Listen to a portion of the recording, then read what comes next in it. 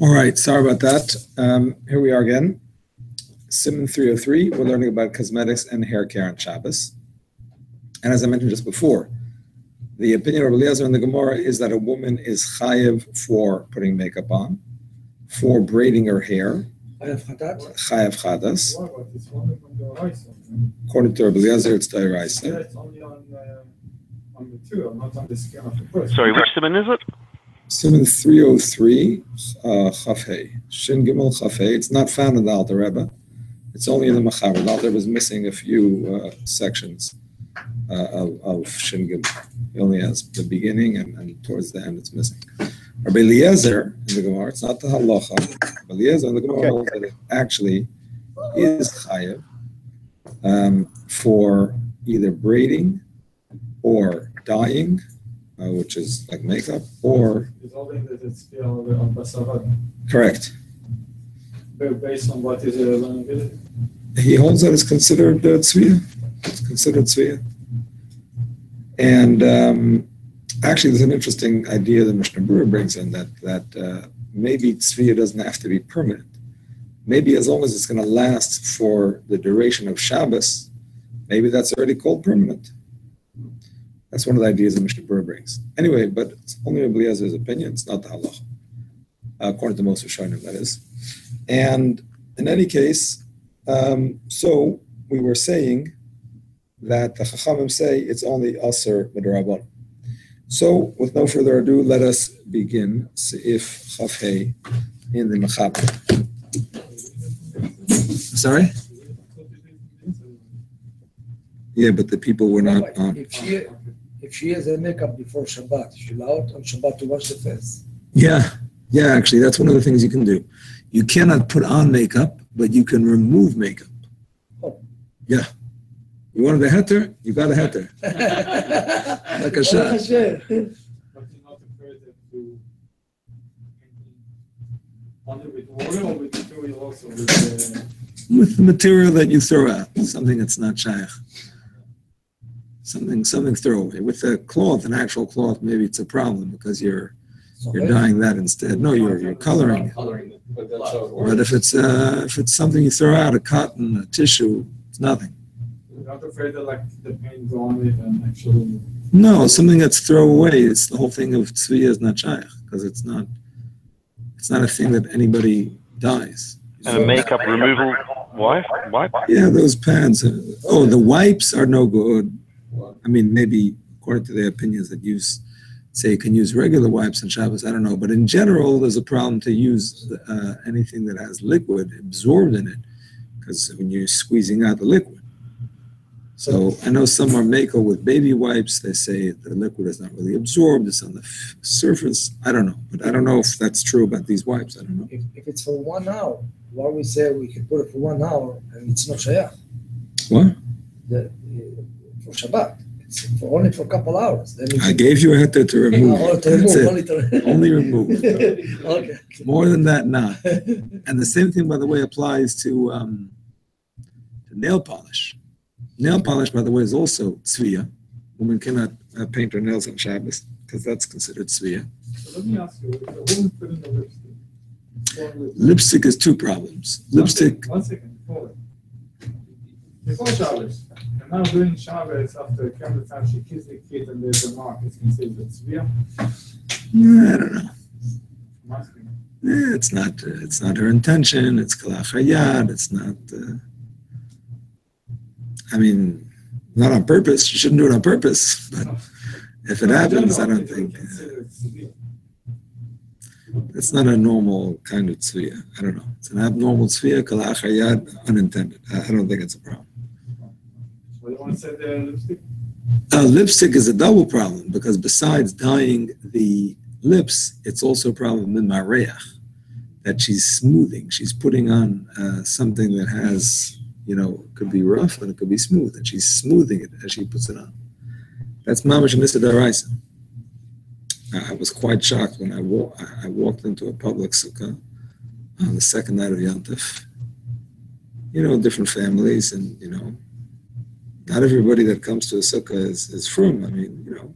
People come. They it's a family event, but there's a woman sitting there in front of everybody. Like, maybe she just didn't know. She had no idea. She's just For sure she didn't know. putting on her lipstick. Like, no big deal. How do you deal with that? Do you actually mention something, or do you not mention something, or do you say it quietly? That's a hard one. She didn't know. That's a hard one. I mean, in theory, anything that's an Issa D'Oraisa, you're supposed to say. If it's an explicit Issa D'Oraisa, you're supposed to say, regardless of whether they're going to listen to you or not. Issa D'Rabbanan, or even an Issa D'Oraisa that's not explicit, if they're not going to listen, you don't say. But something that's D'Oraisa, you're supposed to embarrass them by saying. I don't say if they're embarrassed. I don't say if they're embarrassed. You have to see her. You can say it nicely. You don't have to embarrass. Anything nicely, she will be afraid like Rotzach, Rabbi. I don't know. It's a hard one. I didn't say anything. I mean, I didn't say anything. I don't know. It's a difficult one. Is it Mr. D'Oraisa to lie? To lie? What does that mean? Someone lies, you have to tell them? Someone's lying. Do you have to tell them? It's an Issa D'Oraisa to lie, if that's your question. Yes, the answer is it is. Yes.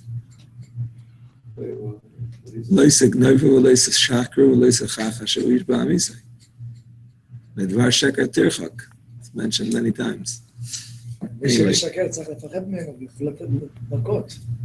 Anyway, the bottom line is that talk about removing makeup. You could also remove lipstick. Removing nail polish also. Nail polish. And you can use acetate to remove it? I'm sorry, what? Can you use acetate to remove nail polish? So the only issue with removing nail polish is that you cannot use a cotton ball or pad or Q-tip, because when you use that acetate or whatever that is, you put on the cotton, then you're kind of squeezing it out on your nail. So rather, what you would have to do is, I don't know how practical this is. No, you could pour it on and then just move it around with the dry tissue. I mean, I don't know if you want to put your finger in acetate, but if you do, then yes, you can do that. So on Shabbos, you can remove. And can you do it if its purpose is for after Shabbos? Let's say you need to go to mikveh after Shabbos and you realize that it's Shabbos and you need to take it off. No, I don't think so. It has to be for Shabbos itself, not for afterwards. It would have to be for Shabbos itself, correct. I don't believe it would be for after Shabbos, because that's preparation. On the other hand, if a woman has to go to mikveh on Friday night and she needs to remove her nail polish, well, then she can. Before Shabbos. No, before Shabbos she can put on nail polish too. I'm talking about on Friday night if she forgot to remove it before Shabbos, so she can remove it in this way. Although it is noteworthy. I'm sorry? It doesn't do a good job, unless you're, I assume, since I never use it, but what I see, it doesn't do a good job if you're going to put it in the essence. Put it around and use it, it's the nail and whatever. No, this is the hard way to cook brother. If you put your finger, when you use those cloths, it actually it will melt it. It will You melt get it it. to the corners. It's a surface area. It Right. will melt it. Yeah, I don't know. So it's not going to be a good clean if they were going with. Yeah. Yes, I don't know.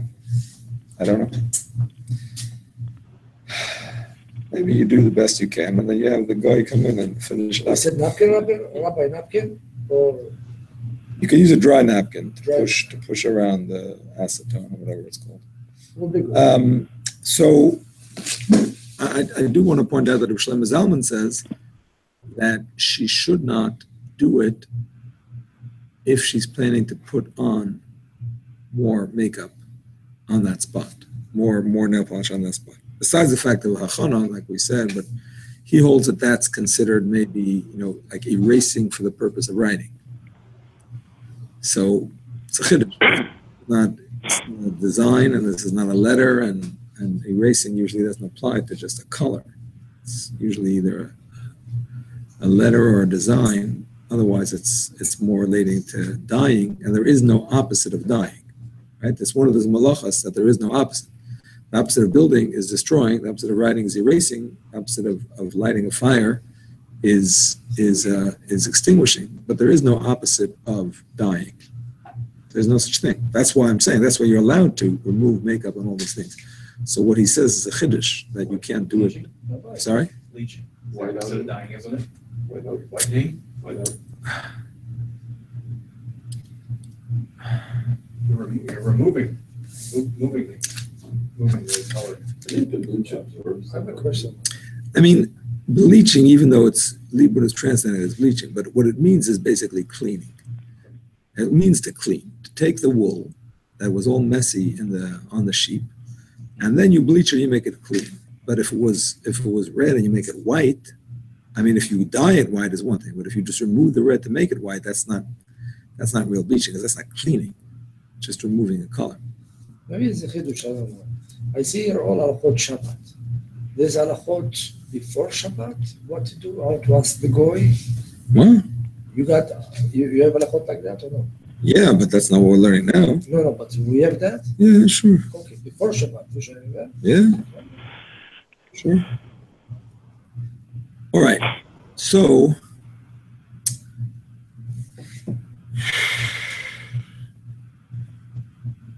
how did I get into all of that? I don't remember. Okay. Says the Mechaber, also the Isha Shetaver B'Shabbos Sorok Al Paneha. A woman is not allowed to put sorok, which is red dye, on her face, because that will be considered dying. She's not allowed to paint her eyes on Shabbos. For this same reason, she's not allowed to put dough on her face. They used to put this dough on, wait for it to dry a little bit, and then peel it off, and it would like pinch the skin like abrasive. It would be abrasive on the skin, and that would cause it to turn red. So there you're not actually applying the red color, you're just causing, I guess, some small blood vessels to break or whatever, but you're basically dyeing the skin too. And that is also awesome. All midrabanan, but nevertheless awesome. Yes. They make Shabbos makeup, which is some kind of powder that you apply to something or other before Shabbos. Exactly. Before Shabbos, no. Before Shabbos. I think you apply to a tissue or something, you do some kind of preparation before Shabbos. I've only heard about it, I've not seen it.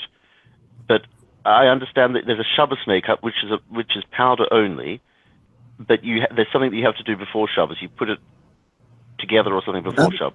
I honestly don't know about the thing that you do before Shabbos. But here's the thing about Shabbos makeup. So, Reb Moshe says that the type of makeup that's usher is only the type that has some kind of staying power. Whereas if you use a dry powder, what does it mean, dry powder? A powder that does not have an oil base. Because if it has an oil base, then it can stay on the face for a long time, and you literally have to wash it off, just like other makeup. So if it's more like a talcum kind of powder, talcum, it's like it's a porous stone. Yeah, but it doesn't have any oil in it. There's no oil in it. So then it falls off pretty quickly, and he considers that not to be a serious dye, or not. It's not even considered dye at all.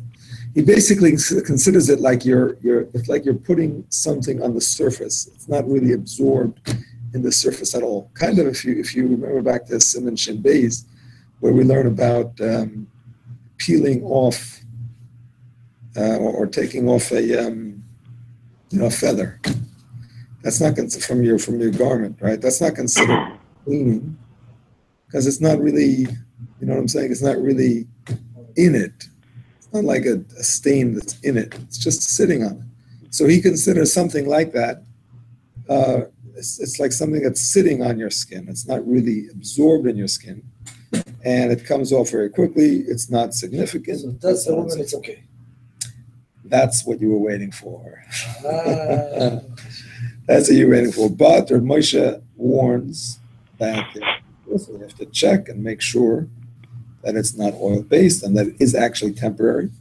And the way to know is simply you can check the ingredients, or you could try it before Shabbos. See how long it lasts. It has to actually be a very short-lasting thing. Now, with all said and done, it has to be mentioned that not all the poskim agree with this chiddush, with Rav Moshe's chiddush about the dry powders.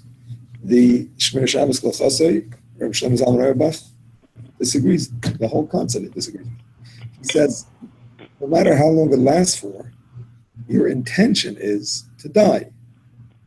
And in general, dyeing the face doesn't last forever. It's nevertheless forbidden because the Chachamim say, the Rabbanan level, it's considered dyeing because you want to change the color, even though it's not lasting a long time. Just like we find, by the way, concerning, let's say, writing. You cannot write in a permanent way, deraisa. You cannot write in a temporary way, even with Rabbanan. You can't write in the sand. It will disappear soon, with Rabbanan, because temporarily it is still doing something. So he says, who says it has to be 10 hours? Who says 1 hour is not significant? It's a big chiddush that Rav Moshe says, and therefore Shlomo Zalman disagrees with it and says not to do it. So, in terms of what to actually do, ask your local Orthodox rabbi. I'm not going to be the one to paskin for you. I'm not going to decide between Rav Moshe Feinstein and Rav Shlomo Zalman Auerbach. But just because it has a hechsher, because my aunt called me about this Shabbos makeup. She said, it has a hechsher from such and such a rabbi.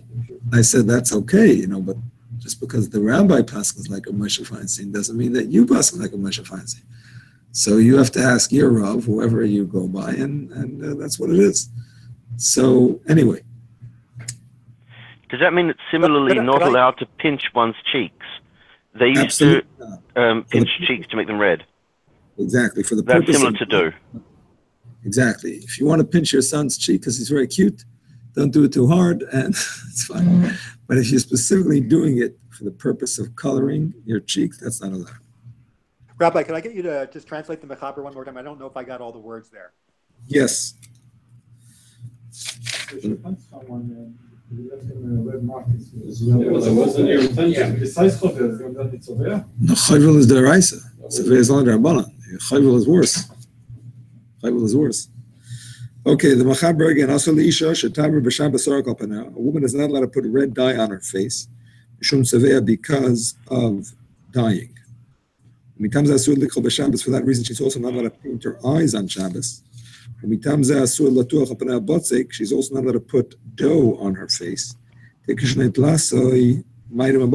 when she takes it, it will make the skin red. There's a few things that are worth pointing out. Skipping ahead to Siman 320, I shouldn't say skipping because we're not actually skipping, but peeking ahead to Siman 320, where the Alter Rebbe talks about dying also. Alter Rebbe says a man is allowed to eat berries, red berries, even though his lips are going to turn red from eating them. But ein derech tzviya b'kach, it's not a normal thing for a man to want to have red lips, and therefore it's allowed. Yeah, this is what it says in Mishnah Berurah as well. Over here. Yeah, the Mishnah Berurah brings it as well. And tut So, for women? oh, exactly. The question is, what about a woman?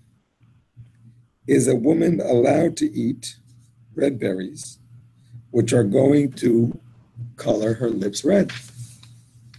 Since women generally like having red lips.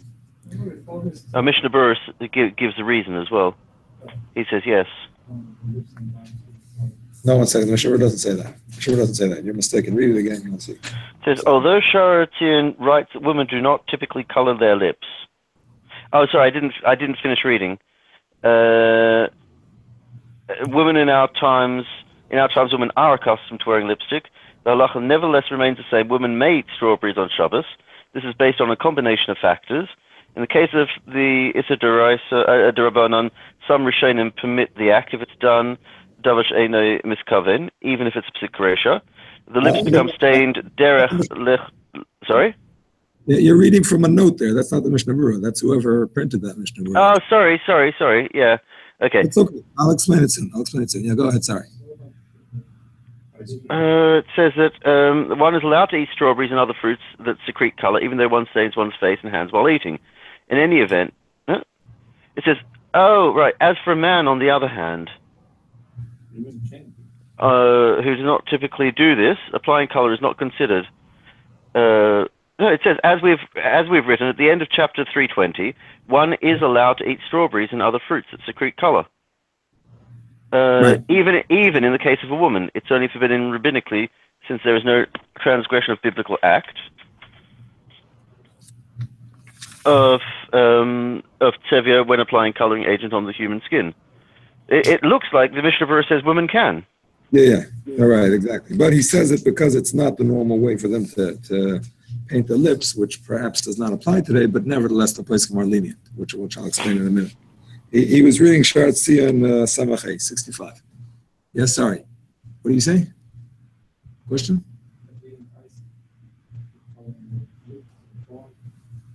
Again, for a man, it's not even a shaila because men don't want to color them. As far as women are concerned, so the Mishnah Berurah says it's not normal for them to color the lips, at least in those days. So it's mutter. But what about nowadays that women color their lips? So some actually forbid it. He brings here in the Dir Shu Mishnah Berurah. However, the Ktsos HaShulchan says that it's okay, and he gives the following factors. I'm sorry? He gives the following factors. First of all, he says this way of coloring lips is not a constructive way. It's not a nice way. It's dirt because women don't want to have that kind of color. They want lipstick. They don't want the berry color, which is not even. It's not even around all the way and so on. So it's if it's not Chanel number 79, then it's just not worth having. Exactly. 79 is already dated. You need like 85 or something. No, I'm just kidding. I'm sorry. The point is that it has to be, so first of all, it's derech kilkel. Second of all, it's a psikration le'nichale. It's not their intention, right? Their intention is to eat. And it's happening, by the way, in a way that they're not happy about. In addition, it's being done as an act of eating, not an act of malacha. It's being done in an unusual way.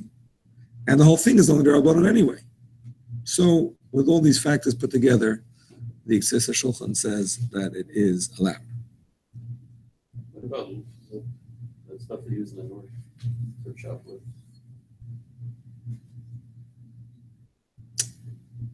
What about what, sorry? The lip balm stuff. Oh, the chest. Lip balms. People do use it down here too. The problem with lip balms, even if it does not change the color, is that it is memareach, smoothing. Whenever you take a substance that can be rough and you smooth it, That's not considered medicine? Medicine makes it worse, not better. No, On Shabbos, you're not supposed to use medicine, so that doesn't really help. The lips will bleed, no? You can use oil. You can use a liquid. Oh. If you have a liquid, that's helpful, that you can use. I thought you're not allowed to smear oil. Why not? Oil is a liquid. Oil is not a solid. I thought you can't use things like creams or oils. Cream Smoothing. solids, which anything that holds its form, if you would put it in the middle of a plate and it would just sit there and not move, that's called a solid. If you put it in the middle of a plate and it would just spread out into a puddle, that's a liquid. So you can use a lotion but not a cream. Right. If it's a thin lotion and it would not hold its form, then you can use it. If it's something thick, then you cannot. So that's the difference. Now these lip balms and whatever, the chopsticks are definitely considered a solid according to that rule. But oil is definitely a liquid. Can you use a roll-on deodorant? Yeah. I didn't realize that. Roll-on deodorant is fine, although if it's scented, some say not because you're creating a scent, and some say that it's mutter because it's only to cover up on a bad scent and it's not for the purpose of the scent itself. No, I have unscented specifically, but Unscented? I didn't realize that I could do that on Shabbos. Yeah. I shall tell my wife because I was very, very recently we were having this discussion. I was pretty sure that you couldn't. Yeah, but the roll-on is not the stick. In other words, it's a liquid with a ball on the top, yeah? That's the one, yes. Yeah, exactly, that's fine. Okay, so... And she was telling me how when her sister went to overnight to teen camp in the US, that she came back saying, everyone's got these weird sticks that they use, and then on Shabbos they use this spray. Mm-hmm. And my wife didn't understand when she was a teenager what this whole stick thing was. So yeah, we had exactly this conversation on fairly recently. Thank you. But it has to be roll on. It can't be just a stick. Yeah, the stick is no good because the stick is like smoothing. Okay, so I wanted to discuss sunbathing. Yeah, a lot of people do that one. Allowed or not allowed on Shabbos? Sunbathing. Purposely or just... This is what people used to do in the olden days when they thought that getting a suntan was healthy. And they didn't realize that it's actually quite dangerous because of all the rays in the sun and what it could do to your skin. But still, despite all of that, some people like burning their skin. I will answer you. Is there a Misa? Oil. Just 1 second, I'm If sorry. they put any oil, anything, I think is no good. But if it's just sitting on the chair, Azum Shana oil? What's What's the oil? What does the oil make a difference? It's like cooking. Cooking. I don't know. Chidush. You're looking for a chumrah all of a sudden. What's going on? I don't know. You're allowed to put. Anyway, the sun is allowed to cook. You're allowed to put makeup. Hello, the sun is allowed to cook. We already discussed that. The sun can cook. Sun by itself, No I think it's okay. If you put any other stuff, it should be not. He's gonna have the grow lines from the beach chair. איסור to be צובע, לא to be להיות זיצבע. What? מותר, רבי. No. בשמש מותר, זה בריא. צובע. הקדוש ברוך הוא שם לאברהם אבינו חום היום. זאת אומרת, זה מותר. זה היה בשבת. Anyway, he didn't go out there for that purpose anyway. Besides the fact he was probably sitting under the awning of the tent. He didn't sit in the sun. Anyway, what do you say? None of the bug spray. Spraying, rubbing. One thing at a time. Let's discuss the etzem inyan of sunbathing.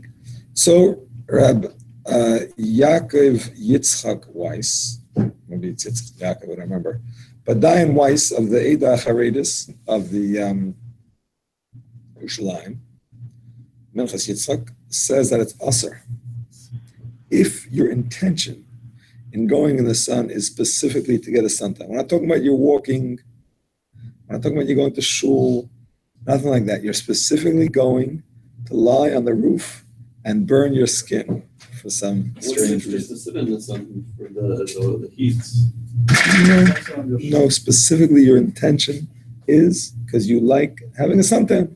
You think it looks healthy, whatever it is. So my wife likes to sit outside, with sunbathe minus the tan. Is that permissible? If it's for the purpose of She just getting likes the to sit in suntan? like Or is it relaxation? It's relaxation, I think. I don't think it's usher. Even according to summer matter, even It's like 20, 30 minutes. I'm saying summer matter, even actual sunbathing for the purpose of the suntan. We're going to see that in a minute. But the Minchas Yitzchak is also, but he's talking about specifically that's the intention. So here are his reasons. 1, 2, 3, 4, 5. Ready? 5 opinions? 5 reasons why he says it's asr. Uh, First of all, if your intention is to color your skin, he says that's like dyeing. That's number 1. Second of all is, if your intention is to get the healing properties of the sun, because the sun does give vitamins, vitamin D. Yeah, they answered my wife.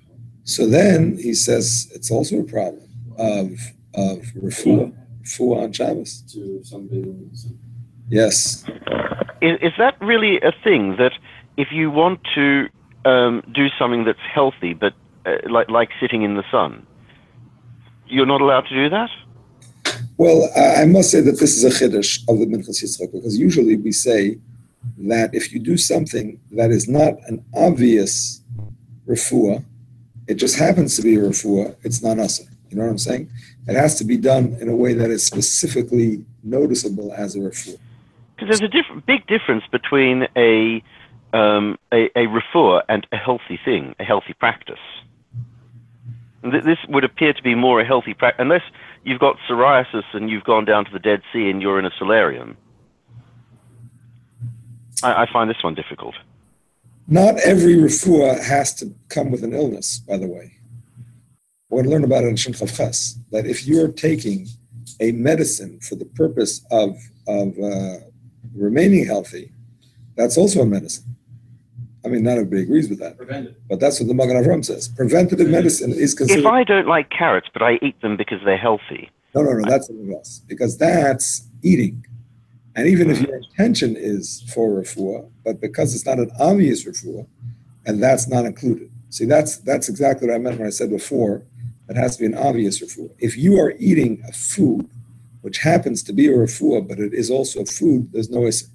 So, for example, if you have a toothache, it says specifically, you cannot gargle vodka or whiskey or whatever else, but you can drink it. In the sense, if you gargle it, so... Drink it after it's not good. That helps. Sorry? If you gargle and drink it. No, you can't gargle it, because the point is, you can't do something that makes it obvious that you're trying to heal yourself. So a normal person doesn't gargle vodka. If you're doing it, it's probably because you want some kind of refuah, so that's a problem. But if you drink it and on its way down, it makes you feel better, that's okay. But what about when you drink it, you make sure, you can lay it on that side and drink it? Doesn't matter, or it's okay? I don't know. It shouldn't be obvious. I don't know exactly. It shouldn't be obvious. Or you can fill it up a lot, then it will go for sure. I don't know. Anyway, so this is a chiddush that he's saying here. Why he considers it obvious is a chiddush. But זה לא הלכה, right? Because אנחנו לומדים. No, I mean, and what he's saying that about the sun, it's not the halacha. How do you know? Because I'm guessing. Okay. That's your guess. Another reason he says is that it's possible that it could lead to an Isser D'Oraisa of Mimareach. If a person is in the sun and then he needs suntan lotion, he may use a cream which is Mimareach. I mean, most lotions are not, but let's say a zinc. They have these zinc creams, which is actually Mimareach. Today is a spray, Rabbi. Oh, so therefore he says that that's another reason. Are you actually allowed to use sunscreen on Shabbos? Actually, yes. If you have a sunscreen that's a spray or a liquid, yes, you can. I recall asking my father-in-law this. Yes. I think, and he seemed to think that the smearing of it is potentially problematic. If it's not a liquid. If it's not a liquid, then the smearing is problematic. So I asked him about spray specifically. Yep. And at the time, I think he said, and I could be mistaken, that the spraying is not the problem, that if you spray it on, it's not a problem, but the problem is that you'll then come to spread it on and massage it in, and that could be problematic. If it's a liquid, massaging it in per se is not forbidden. Okay. Well, what's the difference between a liquid and a cream? The cream is just a thicker liquid? Right. Basically, the definition of a liquid is something that does not hold its form. If you put it down on a plate, like I said before, if it's pourable, it can be smeared on. If it's pourable and does not hold its form at all, it just becomes a puddle, then it can be.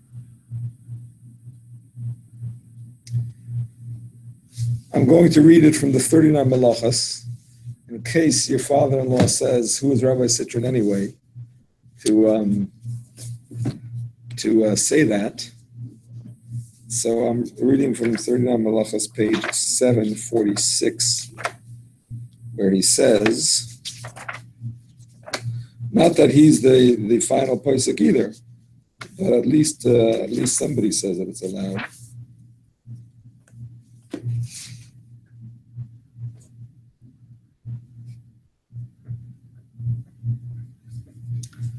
One may even apply suntan lotion for protection against sunburn when walking or staying outdoors. However, the lotion must be thin and pourable. Creams may not be applied because of memareach. All right? Yep. Okay, so another reason why the Minchas Yitzchak is not happy with suntanning on Shabbos is because he quotes the Rambam, who says, one may not, this is in Perek Chaf Aleph, one may not wash in water that causes diarrhea, nor in quicksand, nor in water in which flax was left to soak in, which has turned foul-smelling, nor in the Dead Sea, nor in the foul water of the Mediterranean, because all of these cause discomfort. And the Navi says, and you shall call the Shabbos a delight. So even if you feel delighted to have brown suntan skin, nevertheless, the fact is at the time that you're schwitzing in the hot sun, it's not comfortable. And on Shabbos, you're supposed to be comfortable. And finally, number 6. Wait, hang on. Who says this is a chiddush? Is it? This whole thing is a chiddush. Yes. No, but that reason most people who sunbathe enjoy the experience. Okay. Do they? Then this reason would not apply. Okay, right.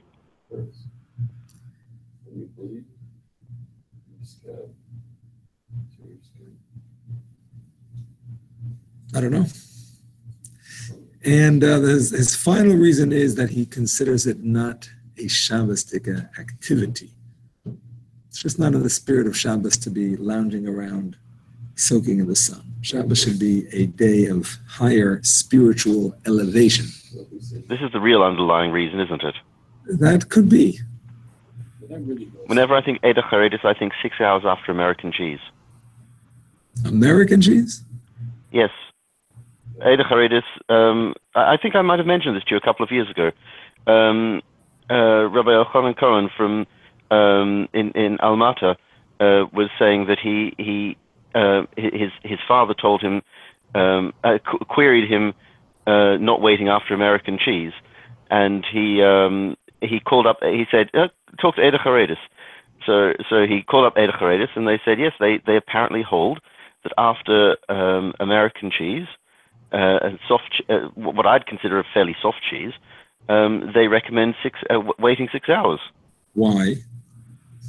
I have my own theory. They didn't give a reason. My theory is that it's made with casein, which is a powder that's made out of milk in a way of making cheese. That powder is stored for many months and flies around the world and is then utilized to make the cheese. And if they don't hold that cooking, this is all completely my imagination, and if they don't hold that cooking a hard cheese makes it not 6 hours, then I can see how it would make sense that they'd hold like that. Because the powder is more than 6 months, you're saying? That's my guess. This is when I was trying to figure out how they come to that conclusion, and it made sense to me, having worked in a casein factory, that casein is essentially cheese. It's essentially a hard cheese that has been in a packet for many months. I don't know if you'd consider that aging, but then if that's used in cheese manufacture, but that's all postulation. But he said, look, I'm not saying that needs to be done, but because I called up and asked Eder Charedis, and this is the advice I was given, that he does that now. So I mean, this is secondhand, but it's from a reliable person. I hear you. Very interesting. I didn't know that. Yes, I'm sorry. Question? All right, Kavana. So, if you're going to sit out in the sun and you're going to read the Sefer. Mutter, because that's your primary Kavana is to read the Sefer. Exactly. But if what you want to sit outside is because it's going to make it more enjoyable to read that Sefer. Still mutter. The only case that it might be usher, according to the Minchas Yitzchak, which not everybody agrees with, by the way, Rav Shlomo Zalman just kind of dismisses this whole thing. And he says it's not you're not doing any obvious action that brings about any of these things. Right? It's just something that happens automatically, and you're not doing anything clear that makes it happen. Sitting in the sun is a normal activity. Walking in the sun is a normal activity. There's nothing that's a specific activity associated with dying in this case. So again, but even according to Minchas Yitzchak, it would only be considered perhaps dying if you did it with that intention. And that was the only thing that you were intending to do, sit out in the sun and get. I didn't say it's the only thing. If that's your intention, even though you may have other intentions too, it's a problem. If, according to him, if that is one of your intentions, that's also a problem. Saying if your intention is not at all for that, you don't care about that, then it's multiple. You use the oil for protection, it's okay. Oil is okay, yeah. Not a cream. Like sometimes you want to say buttercream. Not a cream, but a lotion. Anything that's like a liquid is okay. Spray is okay. Yeah. Yeah. Okay. All these products you really have to test before Shabbos sometime. Otherwise, on Shabbos it's too late. Perhaps. Taking it out and start smearing it. Well, you shouldn't smear it first. You should first pour it on a plate, and see if it spreads out. Don't do it on your hand, because your hand, Right, don't do it on your hand. the heat of your hand will cause it. You know what I mean? To spread out more. Just on a plate. The bug sprays with the same apply. Same thing. Yeah. That is in the form of refuah. I don't think so. It's not a refuah. It's just like making a barrier against the bugs. The one that you would spray on after the fact. Oh, after maybe. After, I don't know. Okay, so is there anything else that I am missing out? Oh yes, something that is very relevant for women all over. What if they are not coloring their face in a different color? What if they are coloring their face to be its natural color, but they are using a kind of coloring which will cover the blemishes? A woman has marks on her skin from the sun or from whatever. Cover up. Sorry? Let's say it's not. Let's say it's not mamachik. Let's say it's a liquid. It's a good point. Most of them are creams. But let's say it's a liquid that has no mamachik issue. So most poskim say it's a problem. In other words, the fact that they discuss red is because red is the example.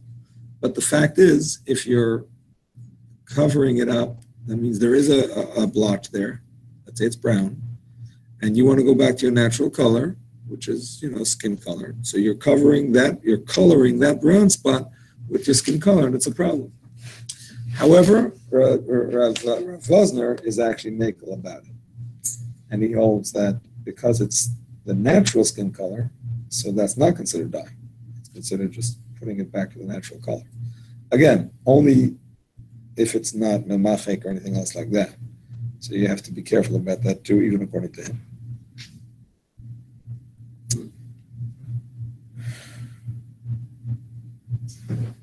Okay,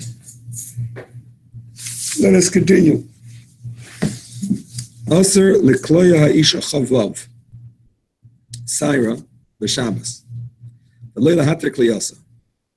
A woman is not allowed to braid her hair on Shabbos, nor is she allowed to undo her braid.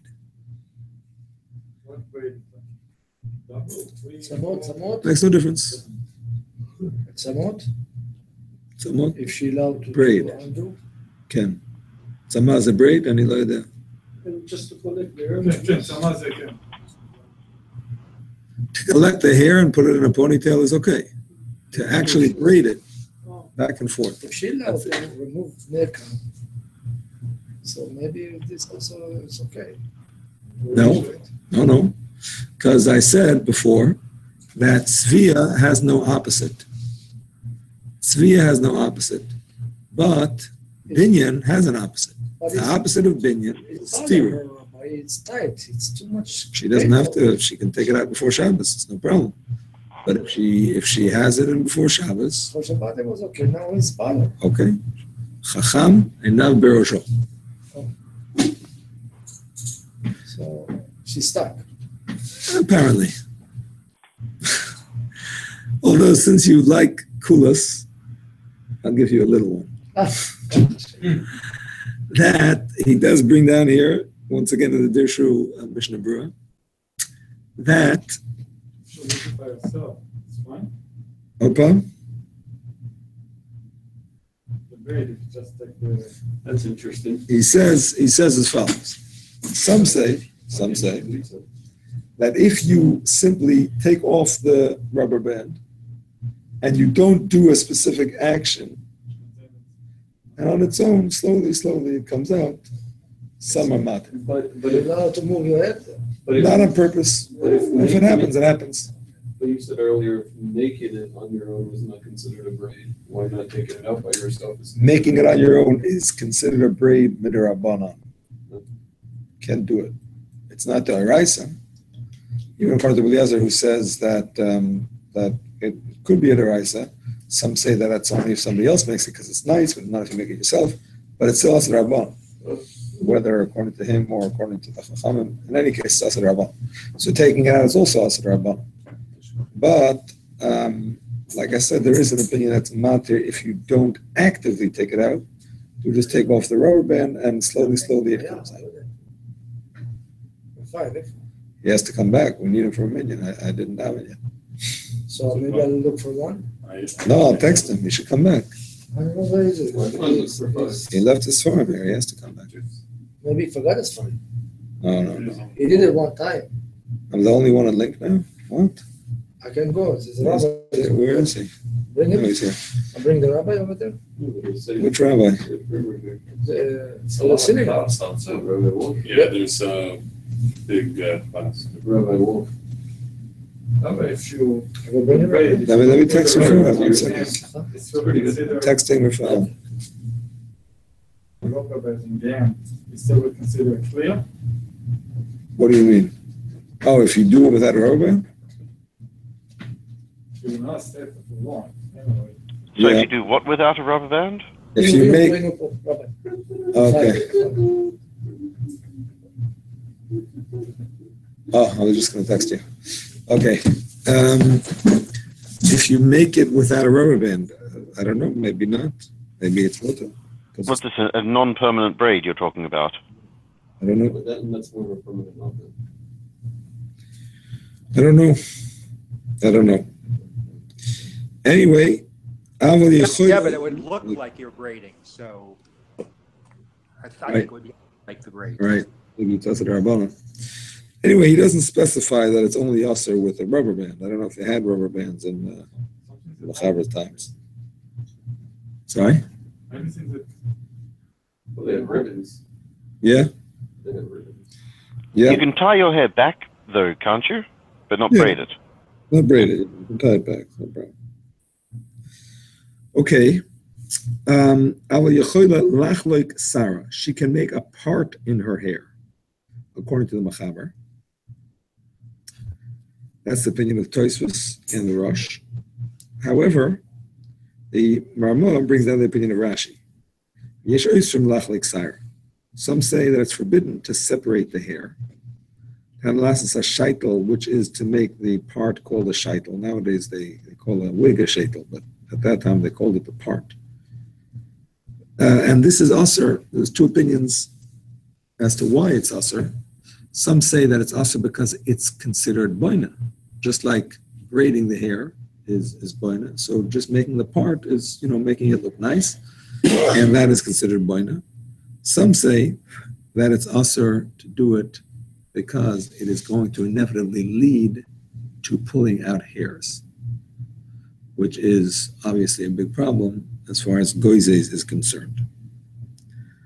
Is this as big a problem in a sheitel as it is on a head?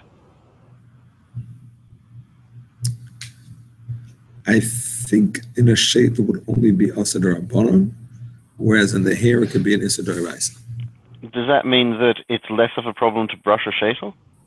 No, I mean it's less of a problem. It's not d'oraisa, but it's still asad.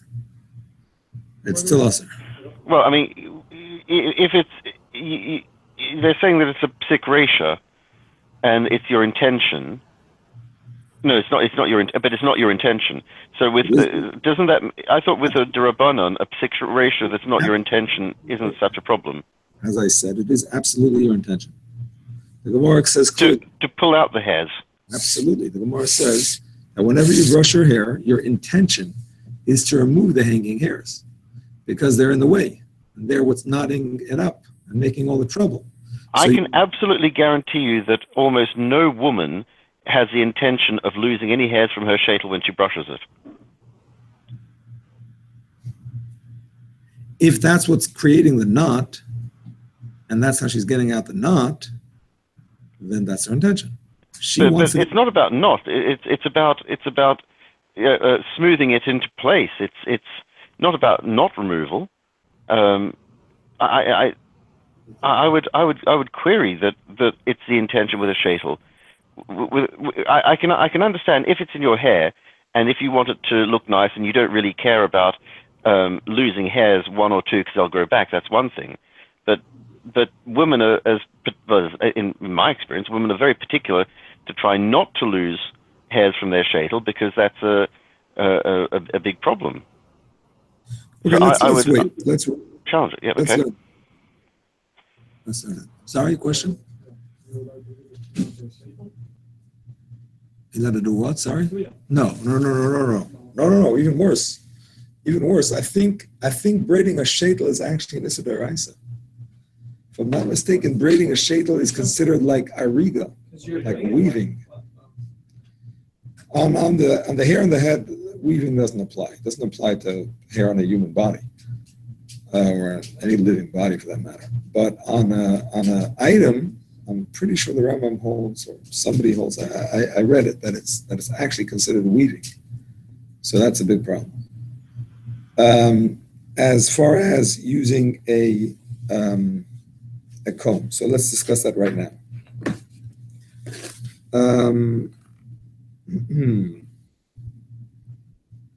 Sorry, it's the Mishnah Berurah. Mishnah Berurah Pei Beis, if you haven't known what Mishnah Berurah says, V'chol aval hakaleh nimin betalosh chayiv mishum oirig. Which goes to Rambam. If a person braids hairs in something disconnected from the body, like a sheitel, is chayiv because of oirig, of weaving, like the Rambam says. No, it's also a derabbanan if it's not always kind of.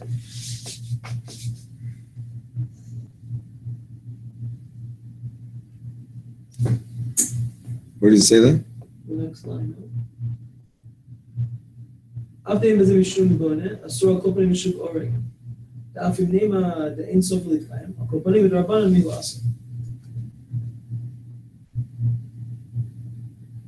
Also, I say with this guy, Malcolm, one was Rabban Yaza. Yeah, I hear you. Yeah. If he's not going to do it permanently, it's only Rabban. Yeah, thank you. Yeah, and it says that it appears it's not worthwhile voicing the objection against people who are braiding wigs when they will not heed us. Exactly. Is that, does he mean i.e. women? Women in a place where they won't heed us. In a place that they won't heed us. Meaning to say in a place that it's commonly done and widespread, they're probably not going to listen to you anyway. So oh, he says, there's a footnote. Sharetz here cites Beis Yosef, who records a dispute. Kolboy maintains women who braid their hair on Shabbos should not be chastised. It's better they remain ignorant of the halacha, since they will not take heed of the objections being raised. Bedek Abayis, on the other hand, argues and rules that one must object. Sharatzian concludes that presumably in the case of braiding a wig, even Bedek Abayis would agree not to voice any objection. The underlying reasoning of the above dispute is this. Kolbe points out that women will not listen when told not to braid their hair because they will not want to compromise their attractiveness in their husband's eyes. Bedek Abayis agrees on the grounds that women's hair is usually covered at any rate. However, the husband does see the woman's wig. Therefore, we can assume Bedek Abayis would agree not to chastise the women regarding braiding their wigs, because when it comes to their wigs, they won't listen for the same reason as Kolbe. Okay. Yeah, it's an interesting thing, by the way. We see that the husbands did not see their wives' hair, even in the house. Because the Bedek Abayis, the Kolbe says, don't stop the women who want to braid their hair, because they're not going to listen anyway. The Ramah, however, relates that in his communities, the women were cautious regarding this prohibition. Thus, he rules that if an individual woman is lax in this regard, she should be chastised. Yes. So I imagine nowadays, we don't. Well, the point is that the Bedek Abayis, which is, by the way, the Mechaber in his later notes on the Beis Yosef, says that you should not, why shouldn't a woman listen to you if you tell her not to braid her hair? Because anyway, her husband doesn't see the hair. So what does she care not to braid it? It's clear that they didn't show their hair even to their own husbands. It's an interesting point. So, but the point is that if it's an Isser, the Rabbanan, that they will not listen to you, then you should not tell them, like a sheitel, which is only the Rabbanan, because it's not going to be lasting and so on. And like hair on the head is also the Rabbanan, if they're not going to listen to you, right? For example, in a case where it's a single woman who's not going to cover her hair, so she wants to look attractive, she's not going to listen to you, so then don't tell her. But if it's a Issa Deraisa, like a permanent braid on the sheitel, if she would want to do that, or if she would listen to you, then you're obligated to say. Either one of those cases. Okay.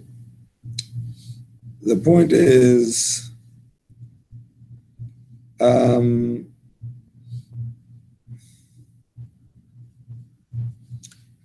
that, let's go on to Chav Zayin, because that's where he discusses brushing the hair, and we'll discuss also with the sheitel. Asur l'lisrik b'masrik b'Shabbos. It is forbidden to brush with a brush on Shabbos. Because it's going to be removing hairs, and that is a problem of goizes. Goizes in the Mishkan was when they would cut the shearing. Thank you very much.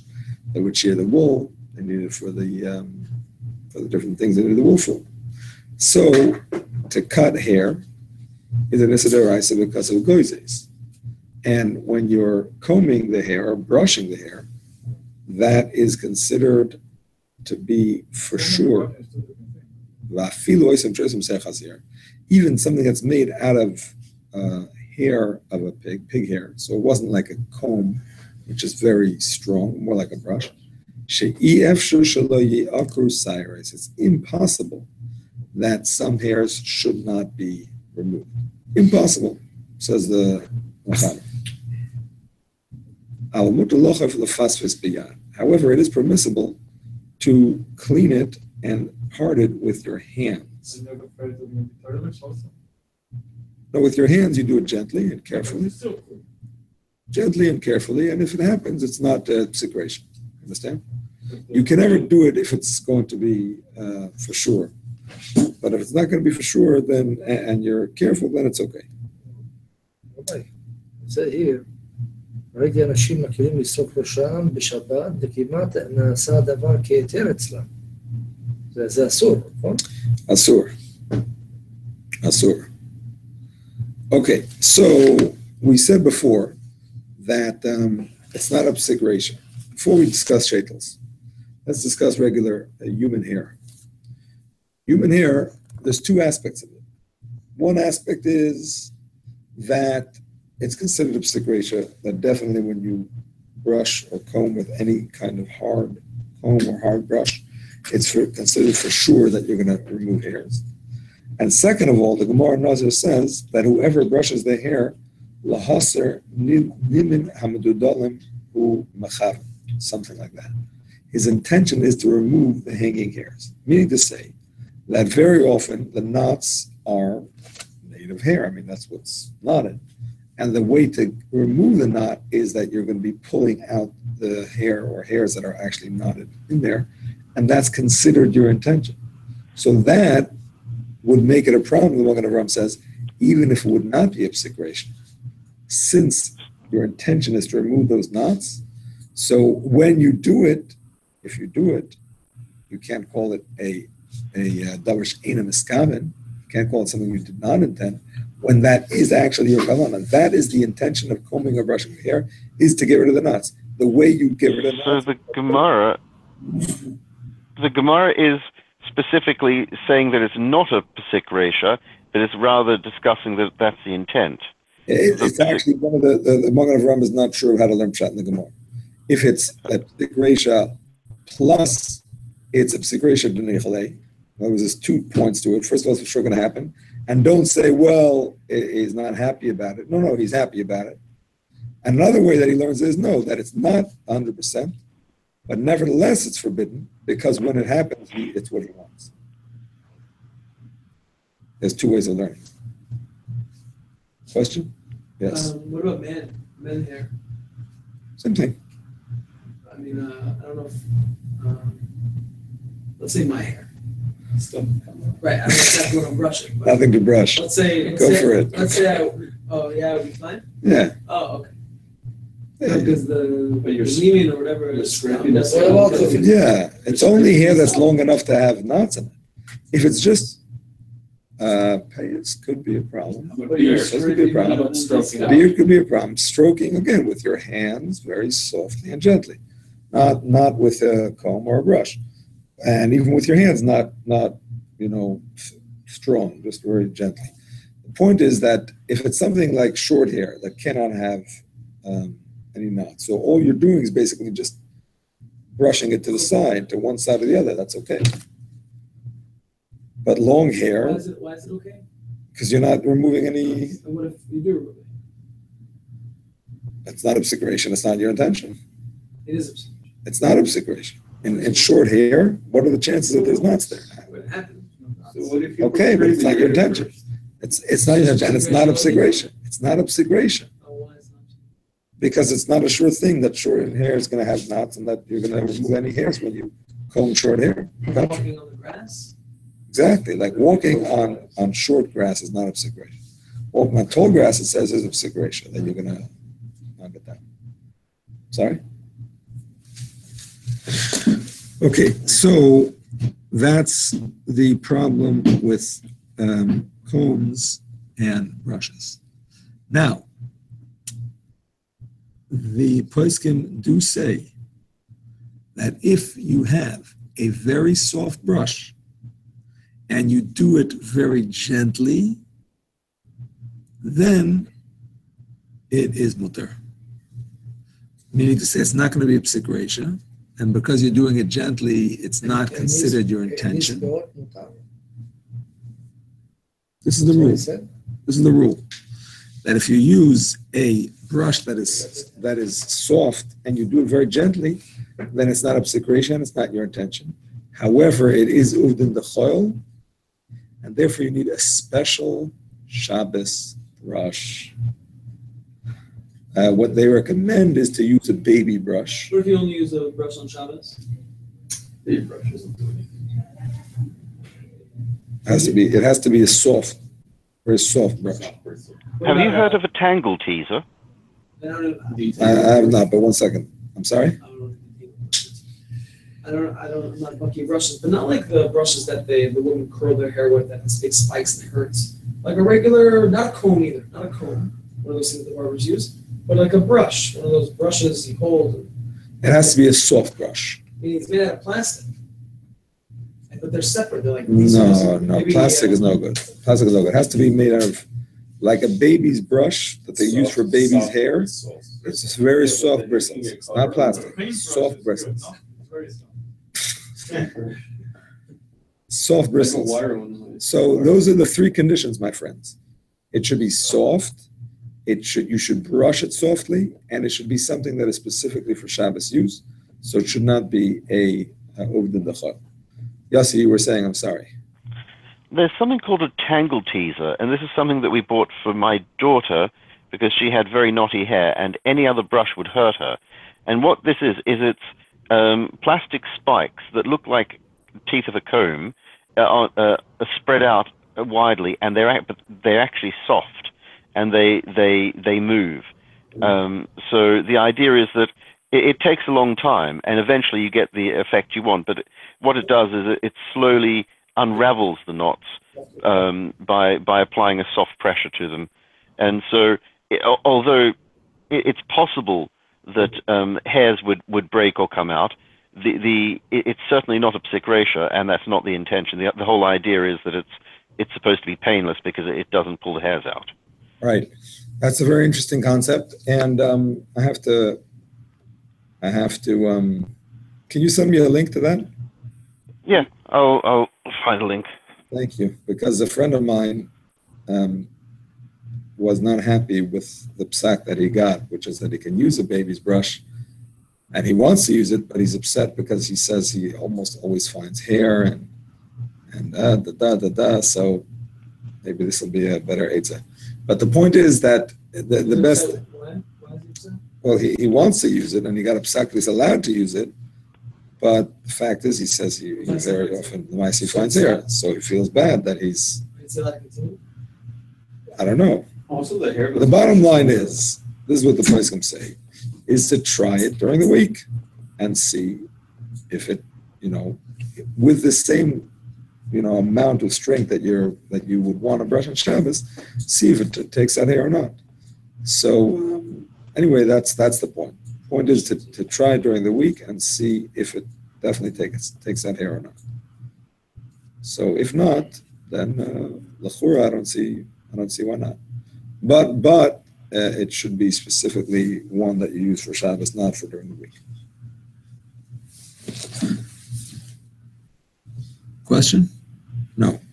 What's the category? What's the something that I do during the week that can be done in a forbidden way, or that is usually done in a forbidden way?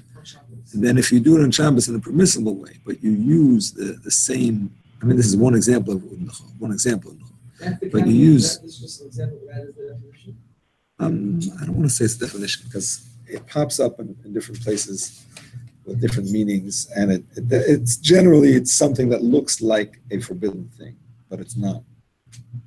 So using a brush, usually on Shabbos, is a problem because it usually takes out hairs. So now you're doing it in a way that's permissible, but if you use a regular brush, it's still close to the way it's done during the week. By having a specific Shabbos brush, that makes it more. Teeth, down to use a simple toothbrush. But what's the isser of brushing your teeth? No. What's the isser of? You're saying that the comb takes out. The comb is usually taking out hair. It's the same type of toothbrush. It's not over here that you're changing to a baby brush that's not taking out hair, and that's why you have to be a little different. You might take a blood out. I have to see it. Maybe he explains there what the reason is. Maybe he says it's to remind you not to brush too hard, make yourself bleed. I don't know. I'm not sure. Only the blood. Who didn't daven? Not one, not two, not three, not four, not five, not six. Shkayach. Perfect. All right. So, okay. Now, I want to discuss brushing a shekel because, yes, you brought it up.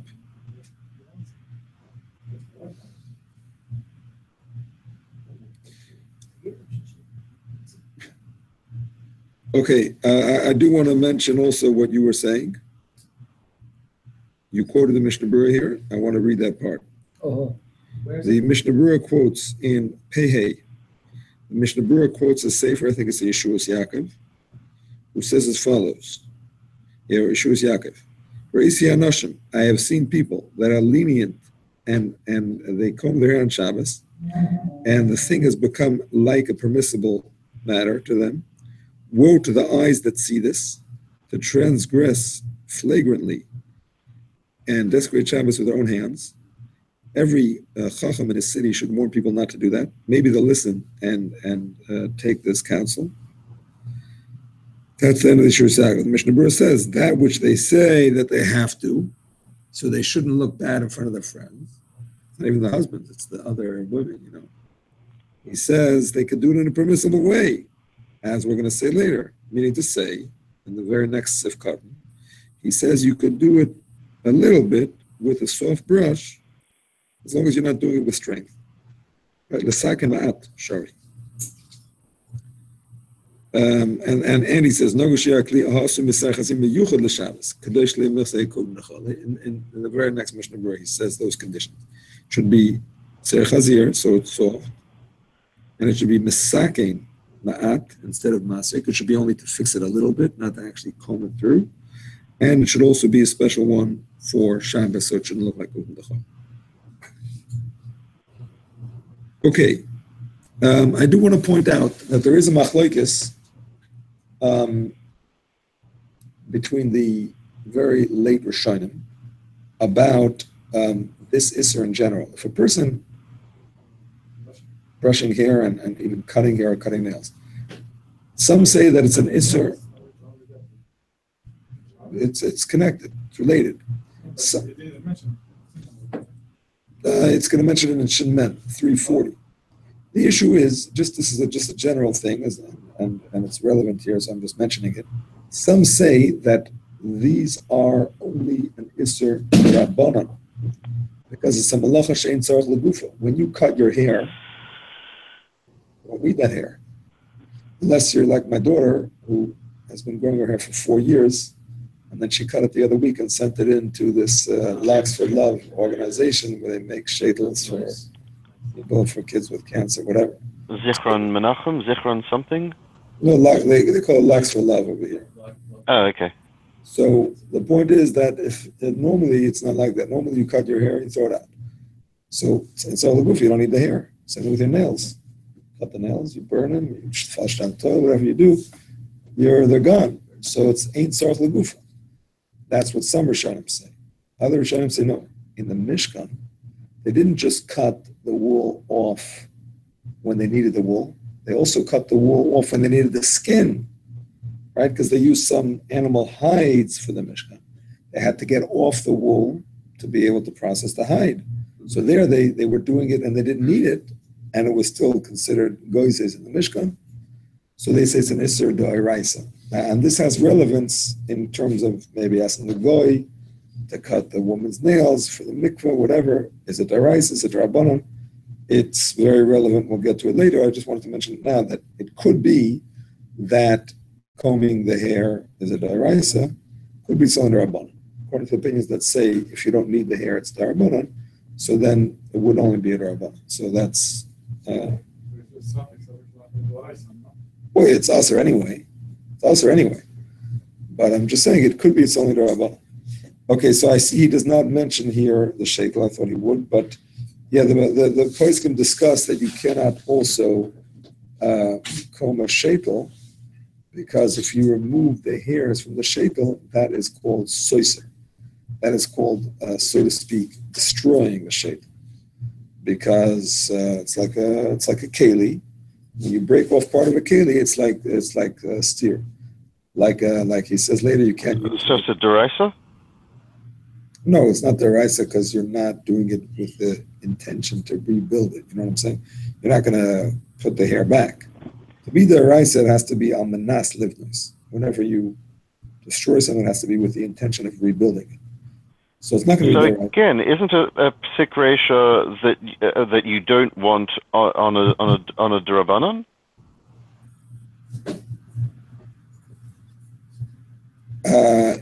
Your question is a psik ratio also in a derabanan? Is that your question? If you don't want the effect of it. Some say that. Oh, I thought that was universal. No, some say it. Some say secretion is mutter by Ravona. The Truma Sadeshan discusses it. Actually, it's coming up in Shinyu Dalit.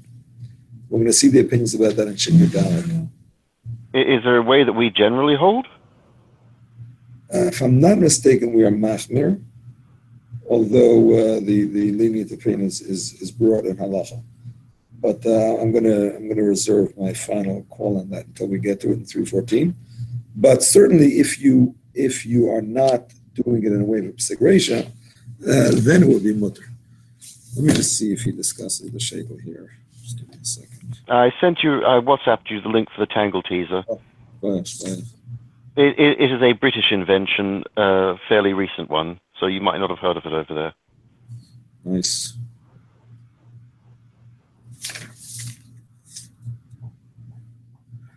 Combing a shetel. Combing a shetel is not goizes because there's neither growing nor attached.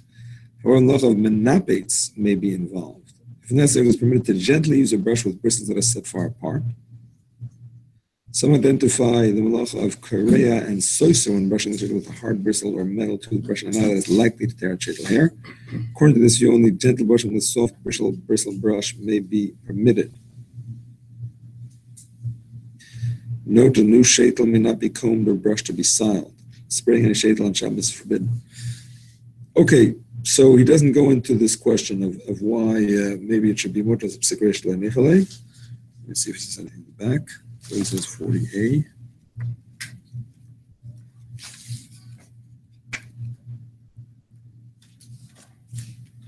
No, doesn't really go into it. Yeah, we're going to have Ma'ariv. I did want to discuss also using mousse on Shabbos as well. Mousse. Gel to keep the hair in place. We didn't discuss that. Mirz Hashem, we'll get to it tomorrow, as well as curling hair.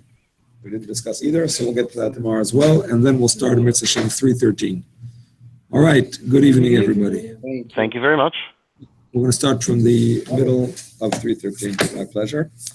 We're going to be starting from